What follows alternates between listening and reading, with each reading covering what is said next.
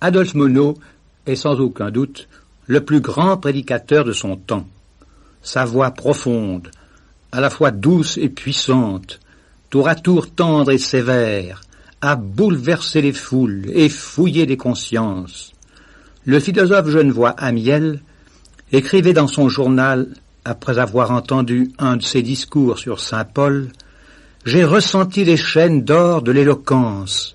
J'étais suspendu aux lèvres de l'orateur, ravi de son audace et de sa grâce, de sa sincérité et de son talent.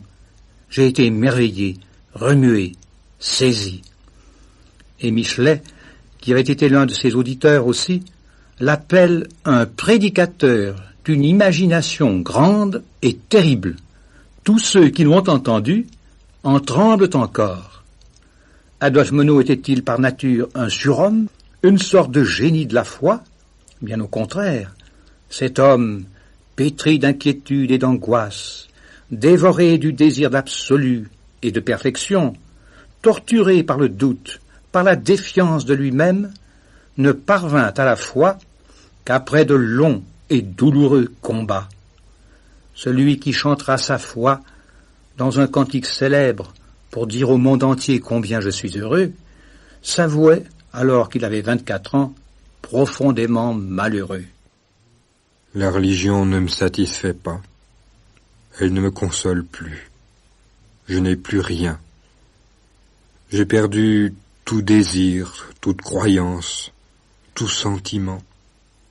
Et je ne suis qu'une machine qui sert encore par habitude, mais qu'il vaudrait mieux démonter, à moins que l'auteur de cette machine ne possède un secret pour la remonter.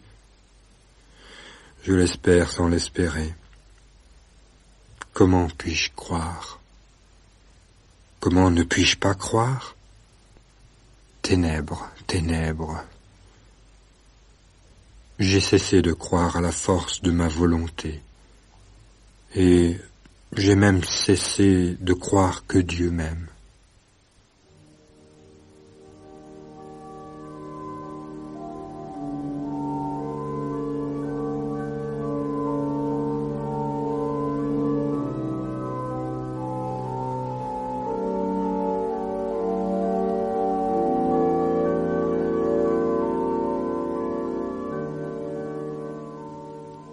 Pourtant, celui qui se disait abandonné de Dieu, Dieu ne l'avait pas abandonné dans cette recherche sincère et passionnée de la vérité.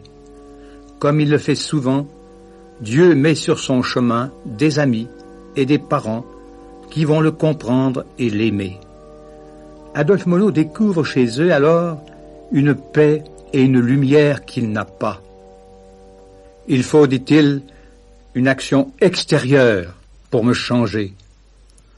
Or voici, un événement de famille vient le bouleverser. Sa sœur, qui habite Londres, vit des jours tragiques. Pour la 3e fois, le deuil la déchire. Après 2 autres bébés, sa 3e enfant, une fillette de 2 ans, lui est ravie par la mort.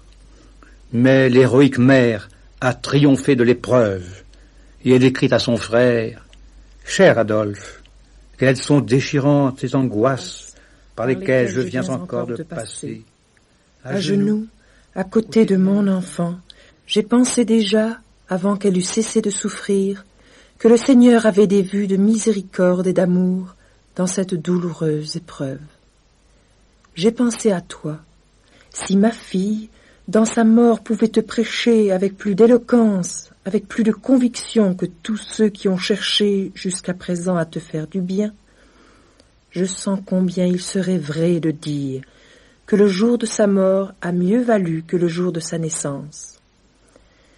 Dans ces jours de misère et de deuil, que deviendrais-je sans lui, s'il n'est pas vivant, si ses paroles ne sont pas éternellement vraies? Où puiser la force contre tant de douleurs?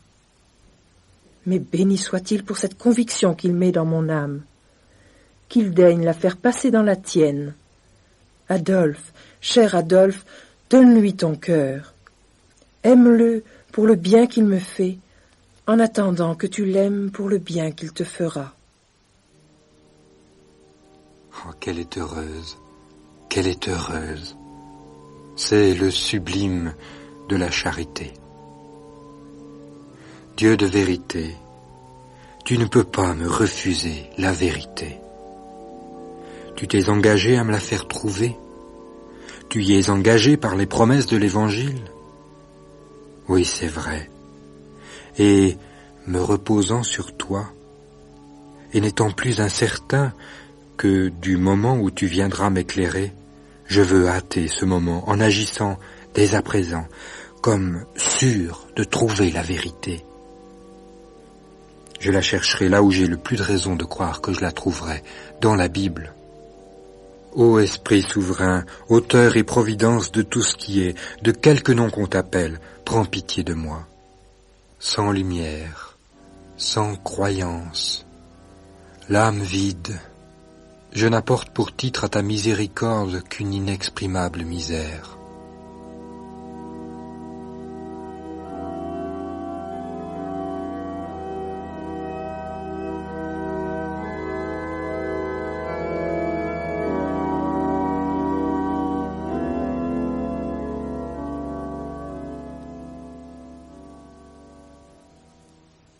Moins d'un mois après ce cri de souffrance, Adolphe Monod, alors jeune pasteur à Naples, se promène, désemparé, dans les rues de la ville.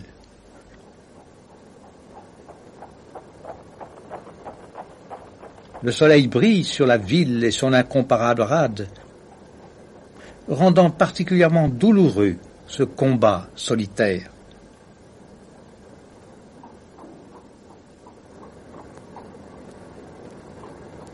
Tout à coup, ce samedi 21 juillet, semblable à un vaisseau jeté au port par la tempête, Adolphe Monod, pleurant presque de chagrin en pleine rue, rentre chez lui. Alors, il laisse éclater son désespoir en un torrent de larmes. Tombé à genoux, il reçoit, enfin, l'illumination et la paix. Il écrit alors à sa sœur, qui est à Londres, « Je vis comme par un trait de lumière que mon esprit était et avait toujours été dans un état d'aveuglement et de déviation qui devait cesser pour que je puisse avoir la paix. Je compris que ma raison et ma volonté étant atteintes par ce désordre, je ne pouvais rien en attendre. Il me fallait donc une influence extérieure, et je me ressouvins de la promesse du Saint-Esprit. Je crus pour la première fois de ma vie. Ce fut une action réelle, extérieure, surnaturelle, exercée sur moi par un Dieu maître de mon cœur, aussi véritablement qu'il est maître de la nature.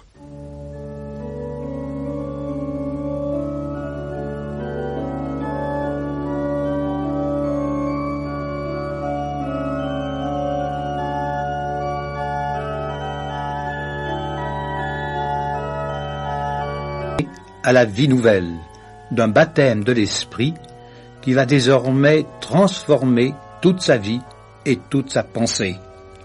Il va devenir le plus célèbre prédicateur du réveil, la voix du réveil. En Suisse et en France, un souffle nouveau passe sur les églises. La Révolution et les guerres avaient trouvé les églises de l'époque dans un état de tiédeur et d'indifférence tragique. Mais depuis quelques années, un esprit nouveau a saisi un grand nombre de pasteurs et de chrétiens. Adolphe Monod est saisi à son tour. J'ai cru, c'est pourquoi j'ai parlé. Et il va devenir pour ses contemporains un guide très précieux. Nommé pasteur de la grande église réformée de Lyon, à l'âge de 26 ans seulement, il se trouve tout de suite en face d'une tâche immense et combien délicate. Il ne peut que se jeter à genoux dans un acte d'entière obéissance.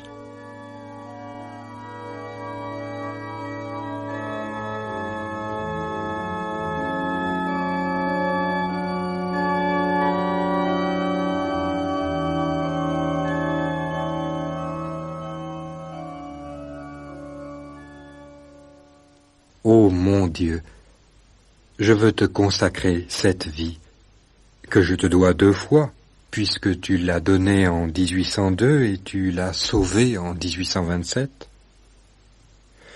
Je m'offre à toi, tel que je suis aujourd'hui, sans me laisser tourmenter par la pensée de ce qui manque à mes forces, à mes lumières, à mes capacités, à ma foi et à mon amour. Je laisse ce qui est derrière moi. Tu l'as effacé par le sang de ton Fils. Le péché ne m'a pas fait plus de mal que tu ne veux me faire du bien. Jeune prédicateur, doué d'une rare éloquence, servi par une voix et un geste d'une incomparable harmonie, Monod est avant tout animé d'une profonde conviction des vérités de l'Évangile. Il souffre profondément de la tiédeur de son Église et de l'inconséquence des croyants. Tel un prophète de l'Éternel, il prêche avec force la nécessité de la repentance et de la conversion, mais aussi la nécessité d'une vie sainte. Mais où suis-je donc? Est-ce bien ici l'Église de Christ? Verra-t-on toujours le désordre jusque dans le sanctuaire? La table de mon Sauveur sera-t-elle toujours profanée? Les jours de communion seront-ils toujours pour un ministre fidèle des jours de deuil, de scandale et d'angoisse? Oh, pour moi, j'aimerais mieux poser sur une pierre le corps de Christ et jeter au vent le sang de Christ que de les livrer à une bouche incrédule et profane. Ôte le scandale de ton Église.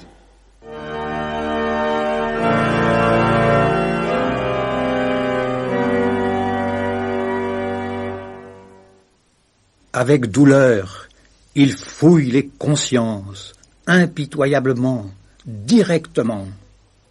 À vous, votre premier amour, c'est la fortune. Vous en faites votre vie, votre sang, votre tout. À vous, votre premier amour, c'est le rang, le crédit. Et à vous, votre premier amour, c'est la science, le talent. Presque tous, votre premier amour, c'est le monde et les choses du monde. Vous vous en nourrissez, vous en vivez.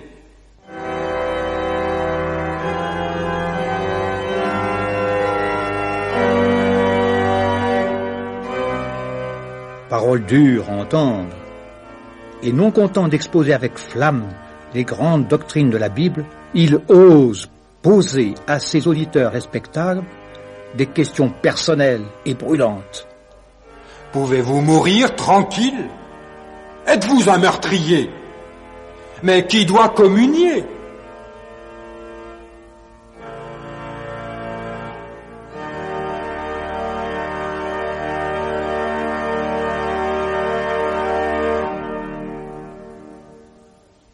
Et pour donner encore plus de force à son message, il appuie ce message sur l'autorité de la Bible.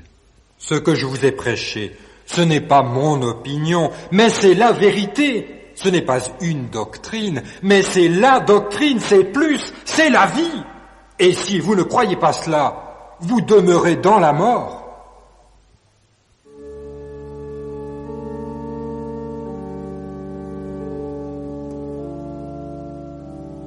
Mais parce qu'Adolphe Monod a fait l'expérience de la grâce, son âme de feu est remplie de l'amour de Dieu. S'il sait dénoncer le mal avec force, il sait aussi déverser la grâce qui sauve et relève avec une infinie tendresse.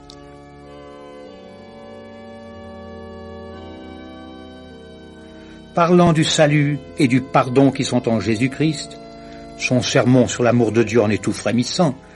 Il s'efforce de faire saisir à ses auditeurs combien ce salut, cette grâce est là, toute proche.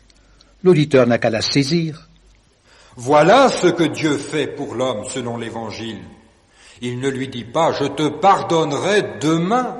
Je t'aimerai demain quand tu auras fait quelque chose pour t'en rendre digne. Mais il lui dit, je te pardonne aujourd'hui. Je t'ai aimé quand tu étais mon ennemi. J'ai tout expié et je te reçois en grâce tel que tu es, à l'instant même, tout souillé de tes péchés, afin que tu m'aimes et qu'en m'aimant, tu m'obéisses.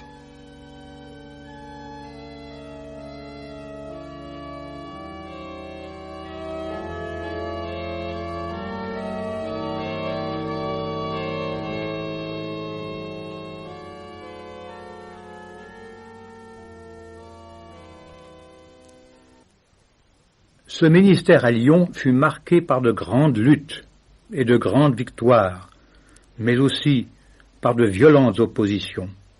Après plusieurs années passées dans cette ville, Adolphe Monod est appelé comme professeur à la faculté de théologie protestante de Montauban. Il rêve de faire de cette école une sorte de Port-Royal évangélique. Avec ses étudiants, il fonde le premier en France ce que l'on pourrait appeler des groupes bibliques universitaires. Il veut avant tout former un corps pastoral influencé par les idées du réveil. Pour ses étudiants, il donne le meilleur de lui-même. Il leur consacre, entre autres, 3 remarquables études sur la tentation de Jésus.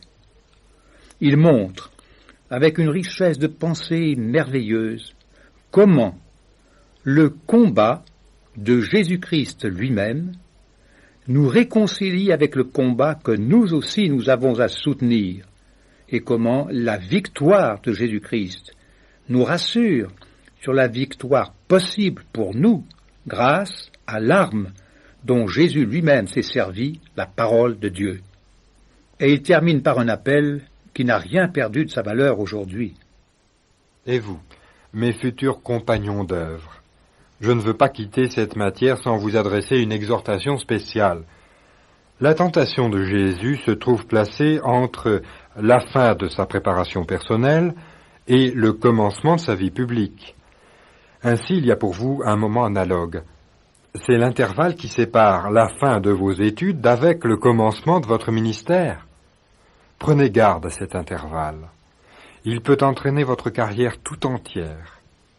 Consacrez-le à une retraite spirituelle, passez-le avec Jésus, luttant dans sa solitude, et qu'on reconnaisse en vous un homme qui sort du désert.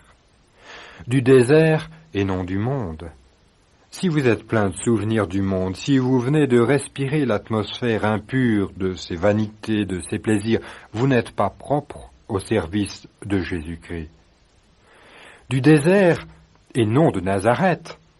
Si vous êtes dominé par vos affections de famille, si vous mettez en première ligne dans le choix d'une place, un père ou une mère, une femme ou un enfant, vous n'êtes pas propre au service de Jésus-Christ.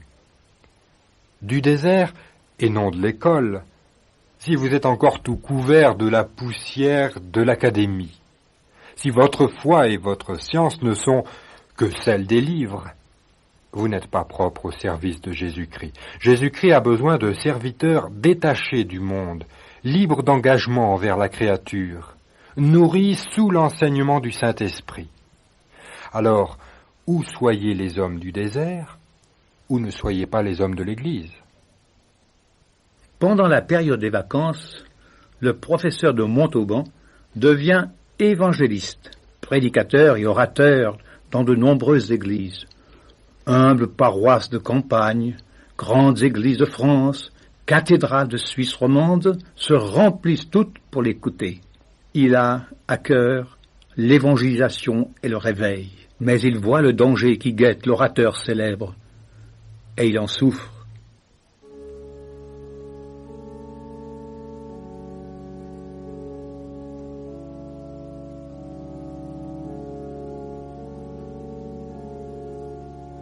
Ô mon Dieu, fais que je ne sois pas une cymbale qui retentit. Donnez l'exemple de la sainteté et le faire donner par ma famille. Humilité, activité, dévouement, renoncement, simplicité, économie. J'ai besoin d'une vie toute sainte. C'est le seul élément où je puisse me supporter. Je voudrais travailler moins et prier davantage. Travailler, lire, écrire, parler, tout cela c'est plus facile que de prier.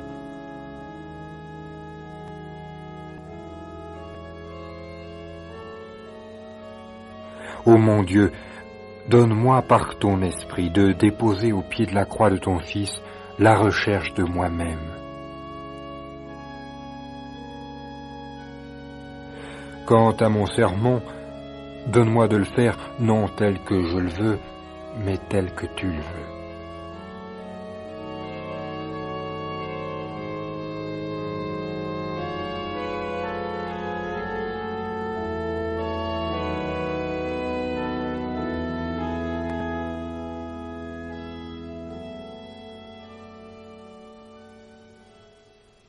Ce ministère de la prédication allait trouver son épanouissement prestigieux.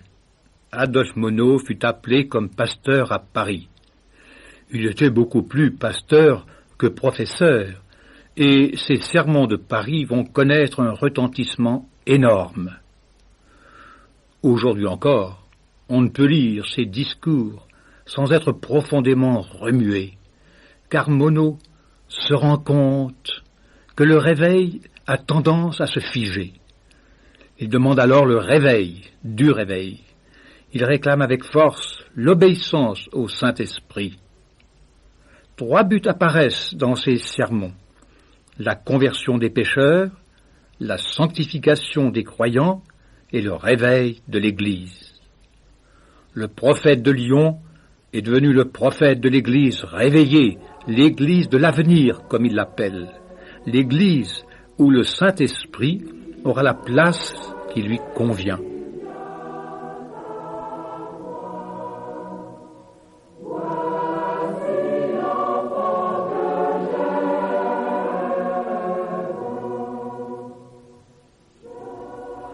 Partout et dans tous les milieux, Adolphe Monod est le moyen de nombreuses conversions, dont plusieurs marqueront la vie du protestantisme français.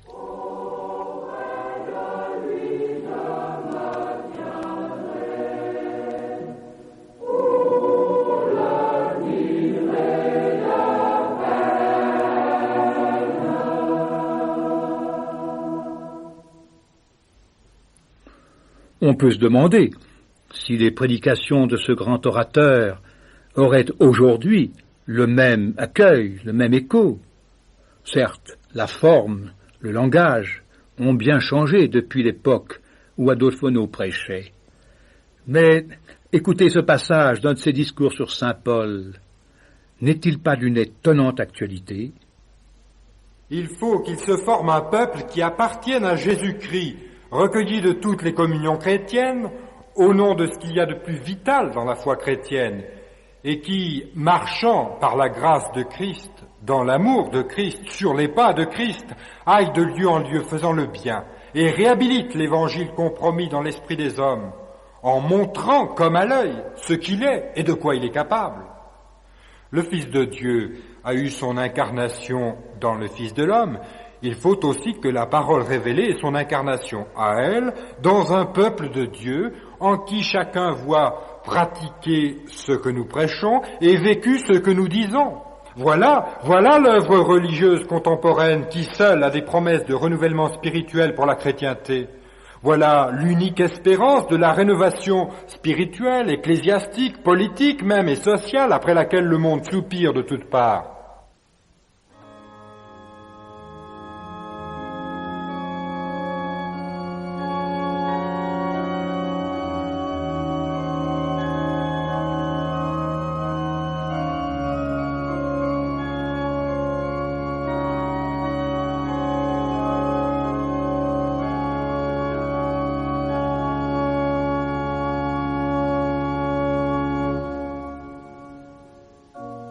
Mais voici, ce ministère extraordinairement fécond est arrêté, alors qu'Adolphe Monod n'a que 54 ans. Frappé d'un mal qui ne pardonne pas, en pleine activité, n'ayant semble-t-il pas achevé la tâche qu'il s'était assignée, il est condamné à souffrir pendant de longs mois.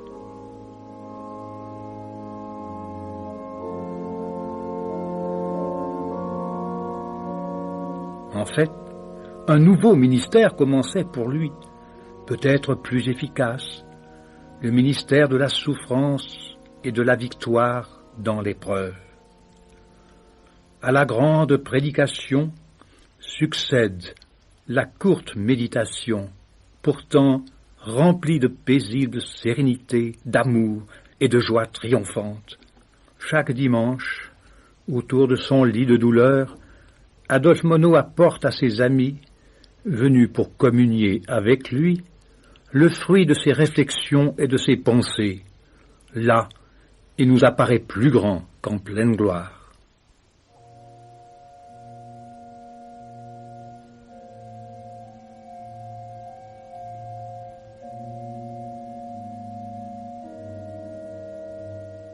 Mon Dieu, tu veux éprouver ce qui est dans mon cœur. Tu veux voir si ce vieux serviteur qui a prêché avec puissance et conviction est en état de prouver lui-même s'il accepte le fardeau qu'il a posé sur les épaules des autres. Ce fardeau, je l'accepte.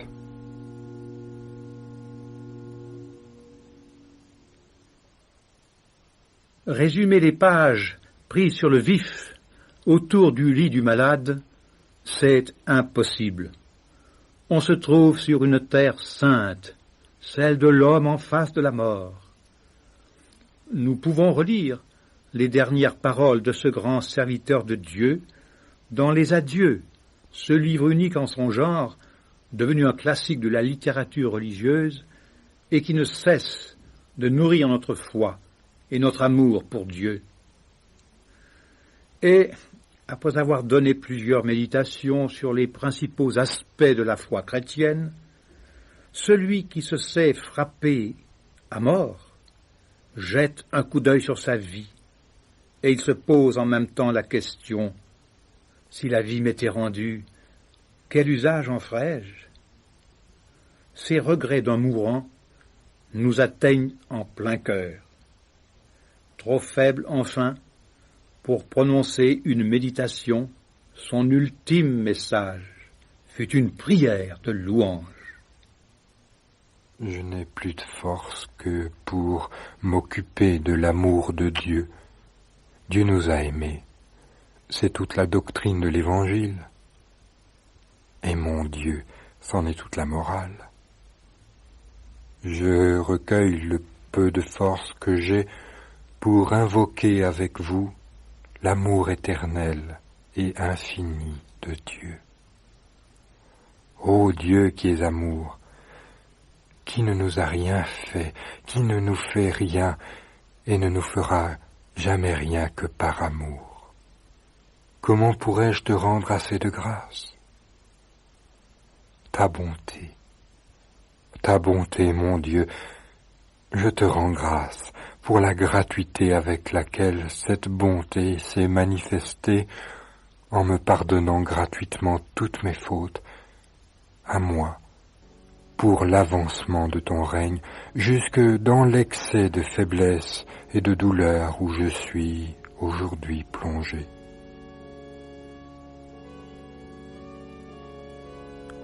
Oh, je te rends grâce de ce que tu m'as donné un sauveur. Sans lui, je confesse, ô mon Dieu, que je serais irrévocablement perdu. Et aujourd'hui, dans le plus affreux désespoir. Mais j'ai un sauveur qui m'a sauvé gratuitement par son sang, et je veux que l'on sache que je m'appuie uniquement sur ce sang versé, que toutes mes justices, toutes mes œuvres, toutes mes prédications qui ont été appréciées et recherchées, que tout cela n'est à mes yeux que comme un linge souillé, et qu'il n'y a rien en moi-même de capable de subsister un moment devant la clarté de ta face. Mais maintenant, ce n'est pas moi qui serai jugé, c'est Christ en moi, et je sais qu'il entrera, et moi avec lui. Nous sommes tellement unis qu'il ne saurait jamais entrer et me laisser dehors. Mon Dieu, je te rends grâce.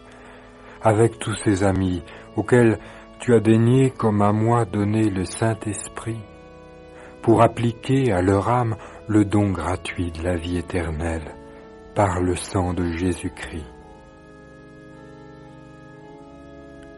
Que ta grâce et que ta paix soient avec nous tous, dès maintenant et à jamais.